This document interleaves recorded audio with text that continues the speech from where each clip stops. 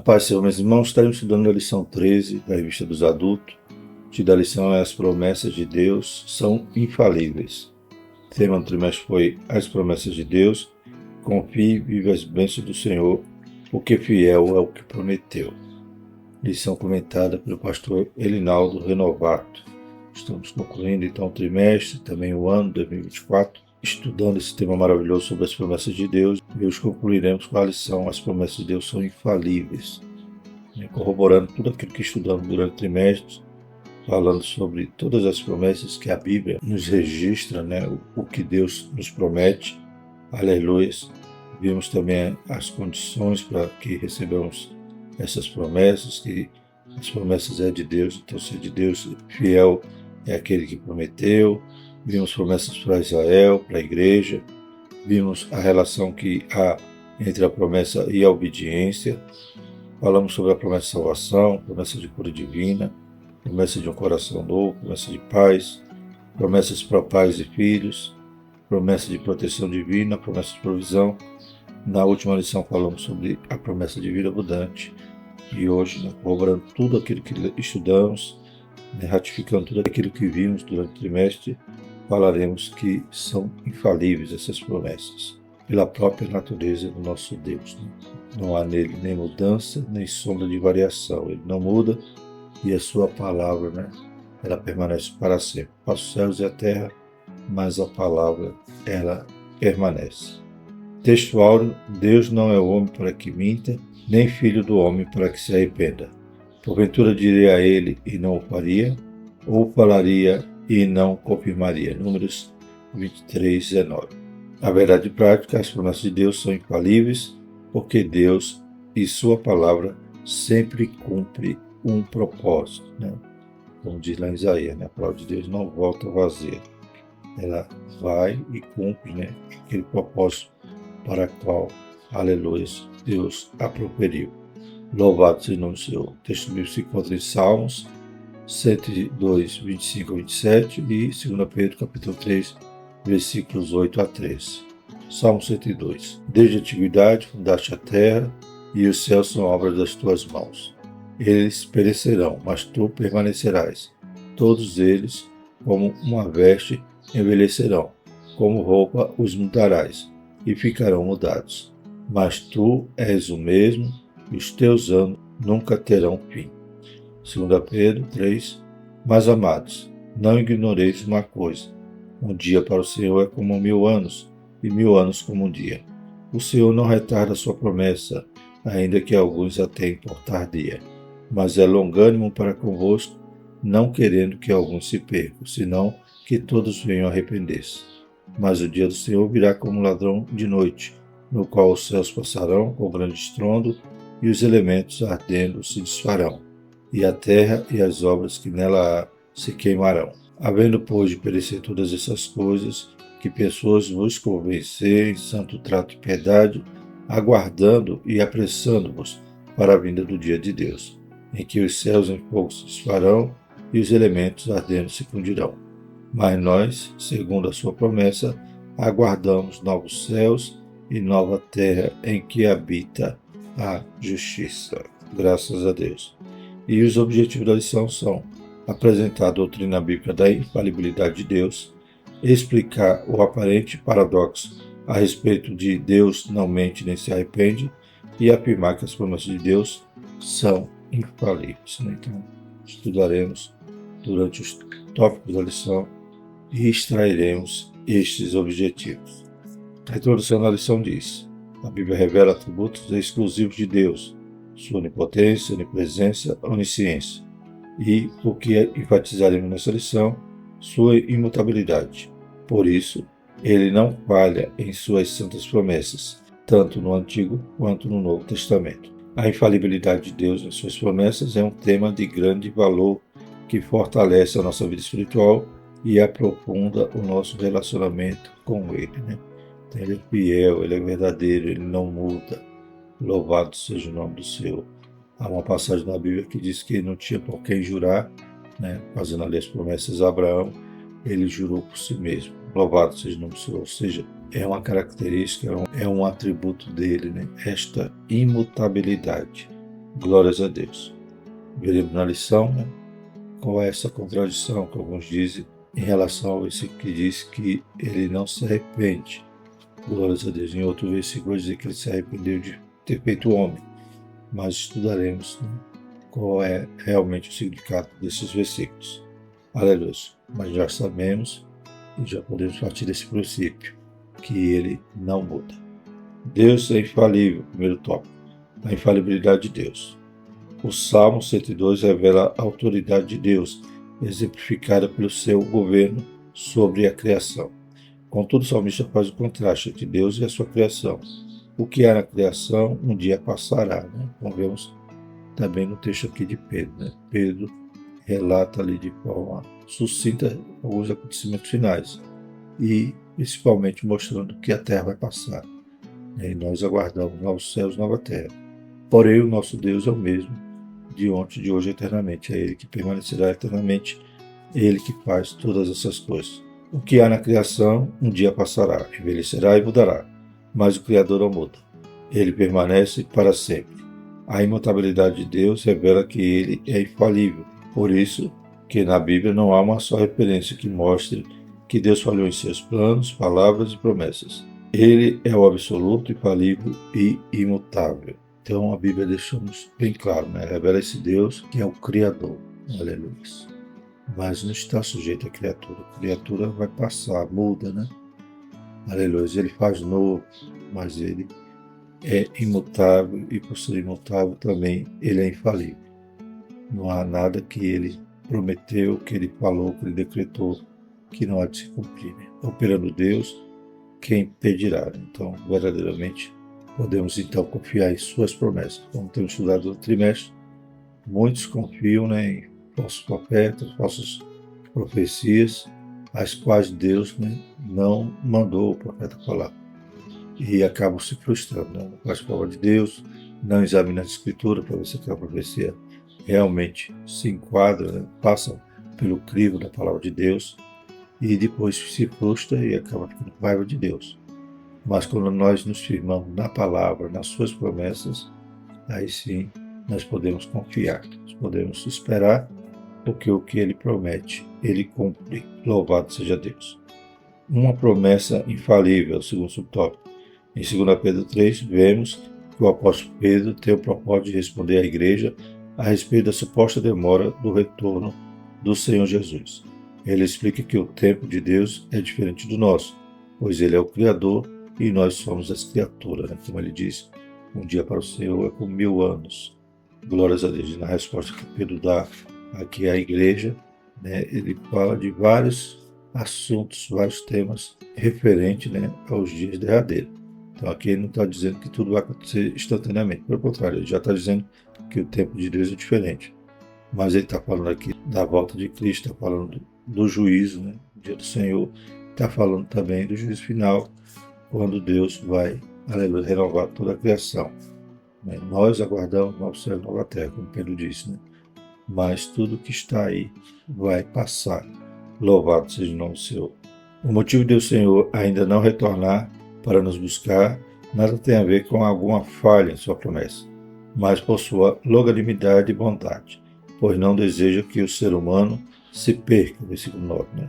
Ele também disse aos discípulos, né, que não competia a eles saber nem o tempo, nem as estações, ou seja, né, nem o relógio dos homens, nem o relógio de Deus, de quando Deus ia cumprir tais coisas. Né? Pedro também está falando que, aleluia, ainda que alguém tenha a promessa por tardia, né, não é.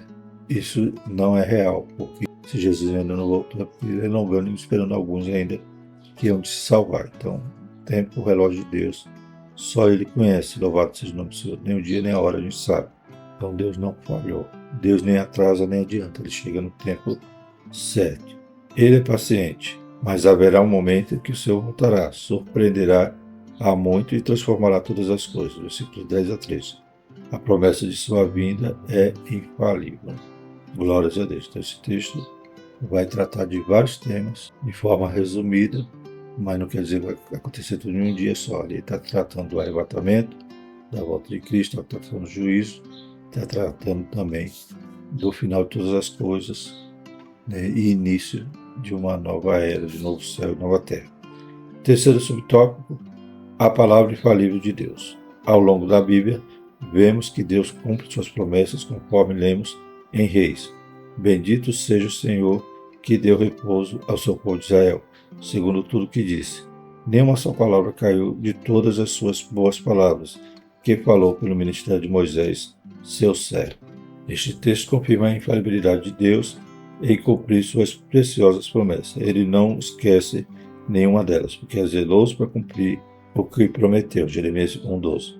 Portanto, a Bíblia, a palavra de Deus, é a fonte de promessas infalíveis para nossas vidas. Então, nela podemos confiar.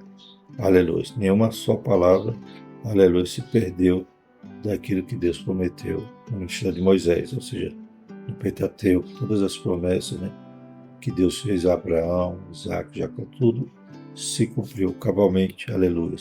Inclusive as promessas do Antigo Testamento que falava sobre Jesus. Se cumpriu, aleluia, Jesus, então, o Verbo se encarnou, se tornou carne, habitou entre nós o Emanuel, glórias a Deus. E como diz o apóstolo, vimos a sua glória como a glória do unigênito de Deus. E agora temos as promessas da sua volta. Glórias a Deus. Então, a partir de Jesus, Deus faz novas promessas e estas aguardamos nos seus cumprimentos. Algumas já têm se cumprido durante os anos, conforme a gente vê promessas para Israel como um vale de osso seco, voltando a se unir, osso com osso, formando pele, tudo isso já tem se cumprido nos nossos dias, conforme o surgimento do Estado de Israel. Em um dia surgiu uma nação, era uma promessa, e Israel em 1948 se tornou de novo nação e está lá, aquela potência temida pelos seus vizinhos. Tão pequenininho, mas temida. Alguns pensam, por causa da tecnologia, por causa do poder bélico. Não, por causa do amor de Deus, que nunca desamparou o povo, e as promessas que Deus fez desde o Gênesis se cumpre. Louvado seja o nome do Senhor. Então Deus é fiel, e aguardamos agora a nossa bendita esperança, que é o arrebatamento da igreja de forma iminente, aleluia, no tempo, no relógio de Deus, aleluia, e estaremos junto com Deus eternamente, e o mundo passará também por todas as promessas, toda a palavra que Deus decretou a respeito dos últimos dias, tribulação, na sequência a derrota de Satanás, do anticristo, com os profetas, milênio, aleluia, e após o milênio, o juízo final e os novos céus e nova terra, pois tudo passará, mas Deus não passa, sua palavra não passa, e a sua igreja também estará com ele eternamente. Segundo tópico, Deus não mente nem se arrepende. Então vimos no primeiro tópico que ele é imutável, é infalível, e a sua palavra também não muda. Mas veremos aqui o que significa essa questão do se arrepender aqui. O não mentir já fica claro, já é factível, a gente entender e interpretar essa parte. Vamos falar então sobre essa segunda parte, nem se arrepende. Deus não mente nem se arrepende. Em Números lemos que Deus não mente nem se arrepende, Números 3:19. Ao longo do capítulo 3 há um contexto que reforça a verdade de que o Altíssimo não mente nem se arrepende. Por ocasião da tentativa de Balaque em fazer com que Balaão amaldiçoasse o povo de Israel, lemos que ao introduzir a mensagem da palavra de Deus, que não agradaria a Balaque, o profeta Balaão enfatizou que ele não mente nem se arrepende para em seguida arrematar. Eis que recebi mandado de abençoar, pois ele tem abençoado, e eu não posso o revogar. Assim Balaão não podia fazer o que Deus não havia decretado. Então Balaão não podia amaldiçoar aquele povo que Deus havia abençoado. Louvado seja o nome do Senhor. Então a bênção do Senhor estava sobre ele, as promessas. E Balaão não podia desfazer disso, amaldiçoando aquele povo. Não é bem assim a igreja, não é bem assim somos nós que seguimos a Cristo. O inimigo não pode nos amaldiçoar, pois estamos debaixo da bênção do Senhor. Aleluia. Ele não é maior do que o nosso Deus. Glórias a Deus. E vimos então, nesse contexto, que lemos então, para Balaão falando que Deus não é homem para que minta, nem o filho do homem para que se arrependa. Deus se arrependeu, segundo o tópico. Em Gênesis 6, lemos que Noé construiu uma arca para a salvação dele, de sua família e dos animais, por causa da destruição que viria devido à grande corrupção e violência da sociedade de sua época. Entretanto, esse mesmo texto diz que Deus havia se arrependido de ter feito o ser humano, pois pesou-lhe o coração, ao contemplar o caminho de corrupção e violência que a humanidade decidiu trilhar. Assim poderíamos nos perguntar, afinal de contas, Deus se arrepende? Então temos em Números dizendo que Deus não se arrepende, e em Gênesis dizendo que Deus se arrependeu de ter feito o homem por causa da sua teimosia em pecar. Né? Ele era um pecador custo mais e a humanidade toda se enveredou por esse caminho.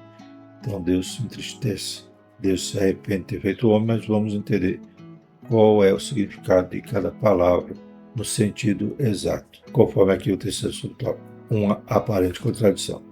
Em Números, lemos que Deus não se arrepende, Números 23:19. Em Gênesis, que ele se arrependeu, Gênesis 6:6.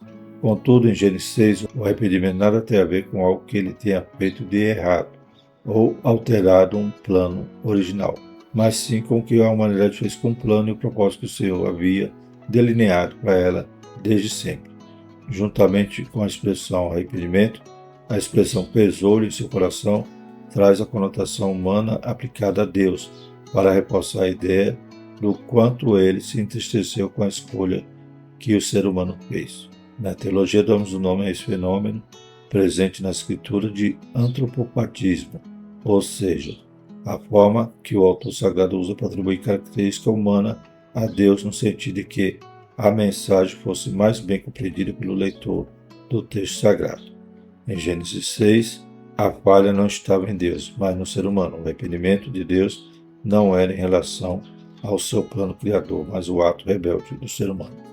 Então, arrepender-se, né, é porque a nossa língua traduz assim, né, mas a língua original, se fosse buscar realmente uma tradução mais ao pé da letra, veremos que há diferença entre um versículo e outro.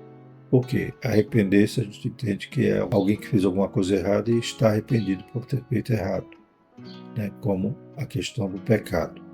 Nós pecamos, né, que o Espírito Santo de Deus nos convence e nós nos arrependemos de ter um pecado, nos entristecendo por nós, pela nossa parte. Então, é diferente de Gênesis. Deus não se arrependeu, ou seja, Deus não fez nada errado. O que Deus fez foi certo. O plano de Deus é bom.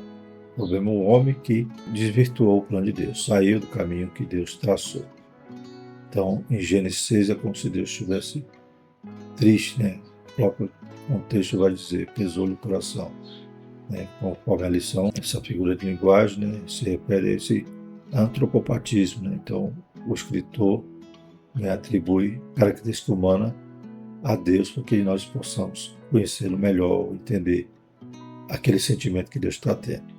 Então, antropopatismo, ou seja, vem de patismo, né? Ou seja, refere-se à emoção humana. Por exemplo, o termo que vem dessa palavra é empatia, quando nós sentimos o que outra pessoa sente, né? Nós nos colocamos no lugar de outra pessoa. Mas Deus aqui, o que está dizendo então?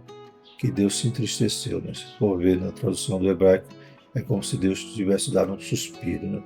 Um suspiro de tristeza, né? De decepção pela humanidade. Então Deus não se arrependeu porque pecou, né? Deus não se arrependeu porque fez alguma coisa errada, mas Deus se arrependeu porque ele fez certo e o ser humano entortou, o ser humano saiu da presença, saiu do caminho e corrompeu, né, o mundo de então, daquela época. Como hoje também, Deus também se entristece, Deus também suspira em relação a essa humanidade. A Bíblia diz que o pecado cheira mal às narinas do nosso Deus. Então, a diferença é essa. Deus se arrependeu em Gênesis, quer dizer que Deus ficou com o coração pesado por causa do homem e tudo aquilo que ele fez. Mas Deus não desfez, pelo contrário, ele encontrou uma saída, ele deu uma oportunidade para a humanidade, aleluia, mandando um dilúvio sim para castigar, mas salvando o ser humano, ou, né, a partir da família de Noé, todo aquele que quisesse entrar na arca seria salvo, mas os homens não quiseram, como hoje também não querem Cristo, que é também a nossa chance de ser salvo. Glórias a Deus, a única chance. Louvado seja Deus. Então Deus pesou-lhe o coração, isso quer dizer em Gênesis, aleluia. E em Números quer dizer que Deus não erra, né? Deus não mente, Deus não peca, Deus não erra, Deus não faz nada de errado, para se arrepender. Então ele continua sendo imutável, perfeito, fiel, louvado seja o nome do Senhor. E Deus não volta atrás com a sua palavra. Abençoou Israel. Balaão não conseguia amaldiçoar. Glórias a Deus. Teve que ir lá na frente arrumar um tropeço para Israel cair por conta própria. Então, Israel se prostituir e adorar outros deuses. Então, Israel fez por conta própria e eles mesmos sofrem castigo. Mas Deus não tirou a bênção sobre eles, pois Deus é longânimo e misericordioso e cumpriu todas as promessas para aquele povo e ainda tem cumprido até os dias de hoje. Glórias a Deus. Então não há contradição, há apenas, talvez, alguma incapacidade da nossa língua traduzir corretamente esses termos. Terceiro tópico, as infalíveis promessas de Deus. Um plano glorioso. Primeiro subtópico. A queda do ser humano não pegou Deus de surpresa. Pelo contrário, havia um plano delineado por ele desde o início, conforme lemos em Apocalipse. E adoraram-na todos os que habitam sobre a terra, esses cujos nomes não estão escritos no livro da vida do Cordeiro, que foi morto desde a fundação do mundo. Um plano glorioso que, segundo o conselho de sua vontade, Efésios 1, 11 e 12, já havia sido planejado por meio de Jesus, o nosso Salvador. Assim, o mistério da salvação foi revelado como promessa infalível de Deus, Gênesis 3,15 e João 3,16. Então, Deus não é pego de surpresa. Ele não é um Deus que possa ser impedido nos seus planos, nem que alguém o surpreenda em alguma coisa, pois ele também é onisciente.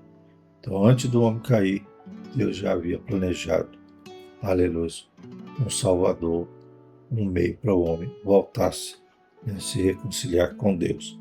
E quem era esse que estava morto desde a fundação do mundo, no sentido figurado?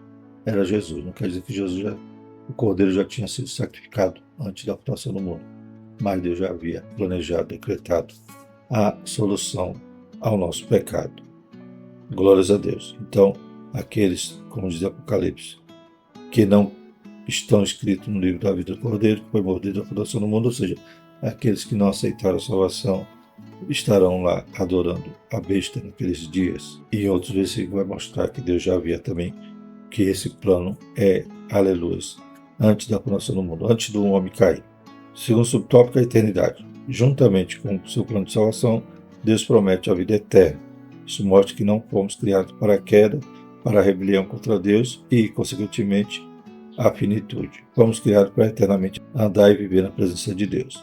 Dessa forma, o Senhor Jesus é o garantidor da eternidade, que um dia experimentaremos por ocasião da sua vinda e transformação do nosso corpo corruptível em um incorruptível.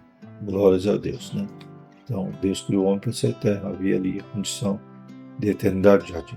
Se eles fossem obedientes e comessem ali da árvore da vida, eles tinham acesso a isso, a viver eternamente. Foi assim que Deus criou o homem, mas ele caiu, ele desobedeceu e por um homem veio a morte. Louvado seja o Senhor, mas Jesus é a nova árvore da vida, ou seja, pelo segundo Adão veio a vida. Se cremos nele, se o recebemos como Senhor e Salvador da nossa vida, se o seguimos, formos fiéis até a morte, aleluia, receberemos a coroa da vida, glórias a Deus. Em outras palavras, estaremos gozando a vida eterna, aleluia. Então Jesus é aquele que quem crê nele, ainda que morra, viverá. Graças a Deus. Foi assim que Deus fez o homem, para que ele seja eterno. Isso também demonstra que Deus não varia, não muda e eternamente estará conosco. Terceiro subtópico, esperança forjada na promessa infalível de Deus. Ao longo dos séculos, o ser humano busca uma maior expectativa de vida. Ele a tem buscado no suporte dos avanços da medicina, dos nossos recursos científicos e tecnológicos à disposição da humanidade. Mas o envelhecimento e a morte são realidades vivenciadas pelo homem inexoravelmente. Contudo, os que têm a sua esperança forjada na promessa infalível de Deus sabem que nada neste mundo pode enfraquecer a alegria da salvação que desfrutamos em Cristo Jesus.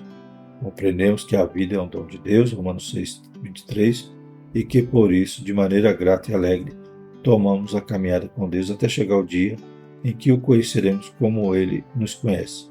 1 Coríntios 13, 12. Mais uma promessa que Deus também nos faz e né? O próprio Jesus, ele fala sobre isso em João 14, né? Não se turbe o vosso coração, credes em Deus, crede também em mim. Na casa do meu pai há muitas moradas, se não fosse assim, eu vos teria dito, pois vou preparar-vos lugar. E se eu for e vos preparar lugar, virei outra vez, e vos levarei para mim mesmo, para que onde eu estiver, estejais vós também. Louvado seja o nome do Senhor. Então, Jesus ratifica toda essa promessa, né, que pode se cumprir, mas, como já vimos, é uma promessa fiel e que foi feita por um Deus imutável. Graças a Deus. Concluímos mais um trimestre estudando a respeito das promessas infalíveis de Deus. Aqui temos a oportunidade de renovar a nossa esperança no Senhor, sabendo que podemos fazer a nossa caminhada com Cristo de maneira confiante e segura, pois o nosso Deus é fiel para cumprir as suas infalíveis promessas. Confiemos em Deus e na força do seu poder. Ele é onipotente, onisciente, onipresente, imutável. Glórias a Deus, e é o Deus El Shaddai, todo poder, aleluia, ele tem. Louvado seja o Senhor, ele é o Deus Todo-Poderoso. Então podemos confiar em cada promessa da sua palavra. Amém? Vamos agradecer ao Senhor por esse ano, por esse trimestre, pela vida de cada aluno da escola dominical. Santo e eterno Deus, te louvamos, te agradecemos mais uma vez, Pai, pela tua palavra que aprendemos durante todo esse ano, Pai, cada domingo na escola dominical. Obrigado, Pai, continua usando os professores, os mestres, Pai, os escritores que comentam as lições da escola dominical. Possamos ter um ano bom na tua presença mais uma vez, cheio da tua graça, Pai, do teu conhecimento. Pai, continua abençoando cada aluno, cada amante da escola dominical, cada um que contribui, Pai, constrói esse grande ministério da igreja. E seus pastores, os professores, secretários, porteiros, todos aqueles que contribuem para essa obra. E abençoe cada aluno, Pai, que possa realmente receber bênçãos espirituais, aleluia, e continuar recebendo no próximo ano. Nos ajuda, nos guarda, nos livra de todo mal, Pai. Vai nos despertando para sermos fiéis, cumpridores da Tua palavra, Pai, e podemos gozar de todas essas promessas e aguardar o dia maravilhoso do encontro com o Senhor nos ares. Em nome de Jesus te agradecemos por tudo isso. Amém. E que a graça do nosso Senhor Jesus Cristo, o amor de Deus e a comunhão do Espírito Santo seja conosco hoje e eternamente. Amém.